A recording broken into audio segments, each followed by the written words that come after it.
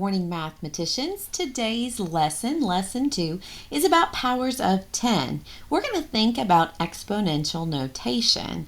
Number 1 says to write 10,000 and 100,000 using exponential notation, and we will explain and show our reasoning. So let's think first about how we would show 10,000 as an exponent form of that power of 10 or exponential notation. We know that 10,000 would equal 10 to the power of 4. We have found the pattern to be true. We can take a look at how many zeros the value has. 10,000 has 4 zeros, and we can make our exponent match that. Let's go ahead and use some similar thinking for 100,000. 100,000 has 1 extra 0, which is why the power of 10, the exponential form, exponential notation, will have an exponent of 5. We see 5 zeros in 100,000, so we have 10 to the power of 5.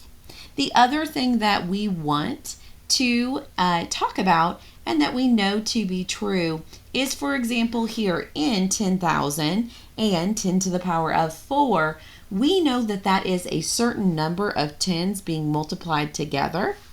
So this would represent 4 10s being multiplied together, because each of those zeros is another 10, right? And that exponent of 4 is another 10 being multiplied together. So when I take a look here, I see the 4 in the number of 10s that are being multiplied together. When we take a look down below at 100,000 or 10 to the power of 5, we know that that has one more factor of 10.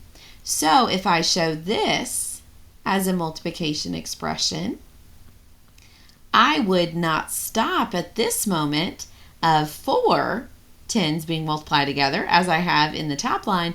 I would add one more because it has one more factor of 10. When I take a look at this, I see 1, 2, 3, 4, 5. There are 5 10s being multiplied together in 10 to the power of 5, or 100,000. Boys and girls, this does say to explain or show your reasoning. We have shown our thinking. We have shown our reasoning in the way that we have expressed this in both its exponential notation as well as its multiplication expression, right? And we know the key here that we took away is that we have that extra 10, that extra factor of 10 in the 100,000 as opposed to the 10,000. Now for number 2, we're going to expand our thinking to think about 10 to the power of 6. Well, 10 to the power of 6 would be a 1 with a certain number of zeros. How many zeros would it have? It would have 6 zeros. Let's count those now. 1, 2, 3, 4, 5, 6.